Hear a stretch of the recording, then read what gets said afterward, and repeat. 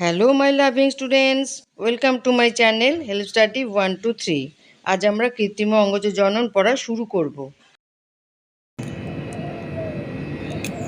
আমরা এর আগে দিন পড়েছি অঙ্গজ জননের প্রাকৃতিক অঙ্গজ জনন। প্র্যাকটিক্যালও আমি তোমাদের দেখিয়েছি প্রাকৃতিক অঙ্গজ জনন, ওই ধাবকের সাহায্যে আমরুল গাছের অঙ্গজ জনন পদ্ধতিতে বংশবিস্তার। তোমরা ওই ভালো করে ভিডিওগুলো দেখো, সবাই ভালো করে ভিডিওগুলো দেখো। আমি প্র্যাকটিক্যাল এবং এক্সপেরিমেন্টের সাহায্যে লাইফ সায়েন্স পড়াই, জীবনবিজ্ঞান পড়াই। এর ফলে কি হয়, প্র্যাকটিক্যাল করলে দীর্ঘস্থায়ী থাকে। মুখস্থবিদ্যা, বই পড়ে মুখস্থবিদ্যা জীবনবিজ্ঞানে হয় না।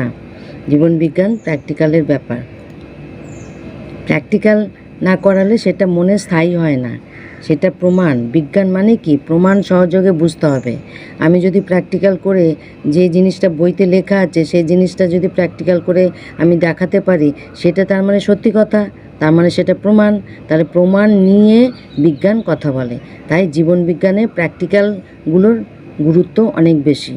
প্র্যাকটিক্যাল, এক্সপেরিমেন্ট এগুলোর গুরুত্ব জীবনবিজ্ঞানে অনেক বেশি। শুধু জীবনবিজ্ঞান না, পদার্থবিজ্ঞানেও তাই। ফিজিক্স, কেমিস্ট্রি, তারপরে বায়োলজি, সবগুলোতেই প্র্যাকটিক্যাল আছে। কেন? প্র্যাকটিক্যাল নিয়ে আমাকে প্রুভ করতে হবে যে এই কথাটা আমার সত্যি। বইতে তো ইচ্ছা করলে ভুলও লেখা হতে পারে, তাই বলে কি আমরা ভুল শিখবো? ভুল শিখবো না। আমাদের প্র্যাকটিক্যাল এবং এক্সপেরিমেন্টের সাহায্য নিয়ে আমাদের সায়েন্স পড়তে হয়। তা আমি প্র্যাকটিক্যাল বা এক্সপেরিমেন্ট করে দেখাই, তোমরা ভালো করে দেখছো না। তোমরা ভালো করে দেখো, আমার চ্যানেলটা সাবস্ক্রাইব করো।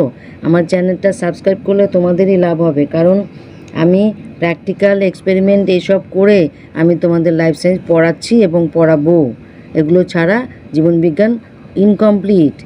প্র্যাকটিক্যাল আর এক্সপেরিমেন্ট ছাড়া শুধু বইয়ের লাইনগুলো পড়ে দিলাম আর নোটের স্ক্রিপ্ট দেখে আমি বুঝিয়ে দিলাম, ওতে জীবনবিজ্ঞান পড়া কমপ্লিট হয় না। জীবনবিজ্ঞান পড়া কমপ্লিট হবে তখনই যখন যে বিষয়টা পড়ছি সে বিষয়ে প্র্যাকটিক্যাল করা হচ্ছে, সে বিষয়ে এক্সপেরিমেন্ট করে দেখা হচ্ছে। বইয়ে লেখার সাথে এক্সপেরিমেন্ট করে যেটা পেলাম সেটা ঠিক প্রমাণিত হলো, তখন সেই পড়াটা আমার কমপ্লিট হলো। ফিজিক্স, কেমিস্ট্রি, বায়োলজি, তিনটে সায়েন্সেরই সাবজেক্ট, এগুলো প্র্যাকটিক্যাল এক্সপেরিমেন্ট ছাড়া ইনকমপ্লিট। একটা মুখে আমি বলে দিলাম, জানো তো সালোক সংশ্লেষ প্রক্রিয়ায় অক্সিজেন লাগে।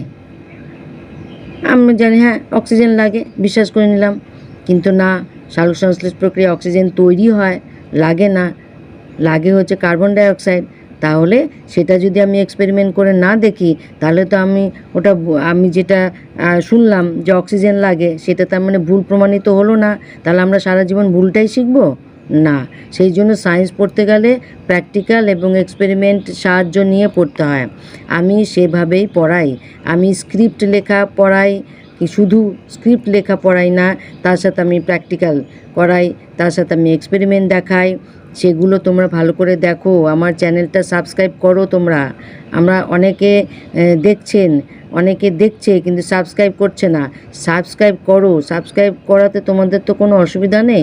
সাবস্ক্রাইব যদি না করো তাহলে তো আমার মনটা ভেঙে যাবে, তোমাদের জন্য আমার ভিডিও করতেই ইচ্ছে করবে না, তাই তো?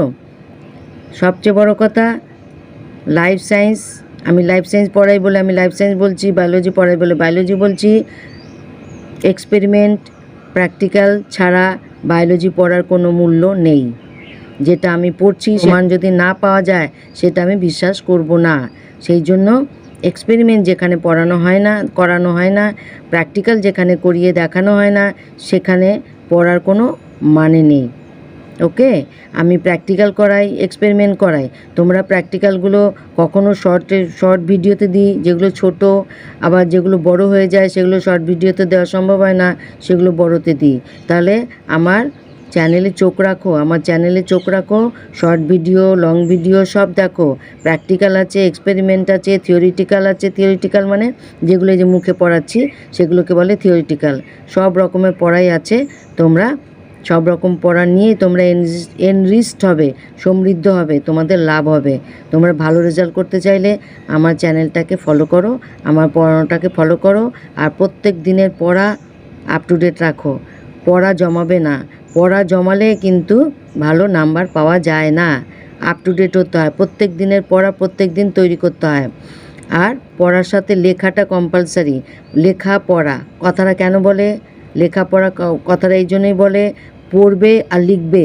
যে জিনিসটা পড়বে সেই জিনিসটা লিখবে, না লিখলে সেই পড়াটা আমার ব্রেনে স্থায়ী হবে না। আরেকটা আছে পড়াশোনা। পড়াশোনা বা পড়াশুনো। পড়াশুনো মানে কি, যে জিনিসটা তুমি পড়ছো সেই জিনিসটা নিজে শুনবে, যে জিনিসটা তুমি পড়বে সেই জিনিসটা নিজে শুনবে। অন্যকে শোনানোটা আমার বড় কথা নয়, অন্যকে শোনানোটা আমার দরকার নেই, নিজেকে শোনাতে হবে। কেন নিজেকে শোনাতে হবে? আমার কানের অডিটরি নার্ভ সেই মেসেজটা নিয়ে আমার ব্রেনের শ্রবণ কেন্দ্রে পৌঁছে দেবে, তখন সেই পড়াটা আমার ব্রেনে স্থায়ী হবে, তখন সেই পড়াটা আমার ব্রেনে থেকে যাবে এবং মনে থাকবে। না হলে মনে মনে পড়লে কিচ্ছু হয় না। মনে মনে পড়লে অডিটরি নার্ভ কাজ করে না, ব্রেনে গিয়ে পৌঁছায় না, তার ফলে সেই পড়াটা কদিন বাদেই আবার ভুলে যায়, মনে থাকে না। আমি বারবার বলছি, কানের যে অডিটরি নার্ভ আছে, যে নার্ভ শোনে, সেই শোনা হয় যে নার্ভের দ্বারা, সেই কানের অডিটরি নার্ভ জোরে পড়লে আমার কান সেটা গ্রহণ করবে, অডিটরি নার্ভ গ্রহণ করবে, অডিটরি নার্ভ ব্রেনের শ্রবণ কেন্দ্রে পৌঁছাবে, সেখানে গিয়ে বলবে এই দেখো এই মেসেজটা এলো, এই মেসেজটা স্টোর করে রাখো। আমরা মেসেজ রেখে দিই না মোবাইলে, সেরকম মেসেজ স্টোর করে রাখো। ব্যাস, ব্রেনে মেসেজ স্টোর হয়ে যাওয়া মানেই সেটা তোমার দীর্ঘস্থায়ী মনে থাকা। আর যদি তুমি জোরে না পড়ো, নিজের কানের অডিটরি নার্ভ কাজ করবে না, ব্রেনের শ্রবণ কেন্দ্রে পৌঁছাবে না, মেসেজ ওখানে স্টোর হয়ে থাকবে না, 2 দিন মনে থাকবে, 3 দিনের দিন মনে করতে পারবে না, ভুলে যাবে। সেই জন্য পড়া শোনা মানে নিজেকে শোনাও, আর পড়বে এবং নিজেকে শোনাও, তার মানে একটু জোরে পড়তে হবে। নিজে শোনার জন্য একটু জোরে পড়তে হবে। ওই গুনগুন করে নিজের মনে মনে পড়লে হবে না, ওগুলো হচ্ছে ফাঁকিবাজি পড়া, ওগুলো ফাঁকিবাজি পড়া। মানে আমি দেখাচ্ছি লোককে যে আমি পড়ছি, আসলে পড়া হচ্ছে না, ওই পড়া দীর্ঘস্থায়ী হবে না। মনে মনে পড়লে সেই পড়া দীর্ঘস্থায়ী হবে না, শুধু শুধু লোককে দেখানো হবে আর সময়টা নষ্ট হবে। জোরে জোরে পড়তে হবে এবং পড়ে লিখতে হবে। তাহলে পড়তে হবে, জোরে জোরে পড়তে হবে, সেই পড়া আবার লিখতে হবে, তবে পড়াশোনাটা কমপ্লিট হবে। ঠিক আছে? আচ্ছা, এবার আমরা আসবো কি কৃত্রিম অঙ্গজ জনন। কৃত্রিমভাবে গাছ করছে না, এটা কে করছে? আমরা করছি। তাহলে আমরা যে অঙ্গজ জনন করছি সেটা হচ্ছে কৃত্রিম উপায়। কৃত্রিম উপায় কী করে? এই যে যারা গাছপালা করে, বাগান করে, যারা নার্সারিতে গাছপালা তৈরি করে বিক্রি করে, তারা কি বীজের জন্য বসে থাকে? কবে গাছের পরাগ মিলন হবে, তারপরে গাছের বীজ হবে, বীজ থেকে গাছ হবে, তারপর সেই গাছ সেল করবে? না, ওরা কৃত্রিম উপায়ে অঙ্গজ জননের মাধ্যমে গাছের চারা তৈরি করে। সেটা কি? কাটিং আছে, অনেক রকমের আছে, গ্রাফটিং আছে। হ্যাঁ, তাহলে তোমাদের সিলেবাসে কাটিং আর গ্রাফটিংটাই আছে। আবার আরেকটাও আছে লেয়ারিং।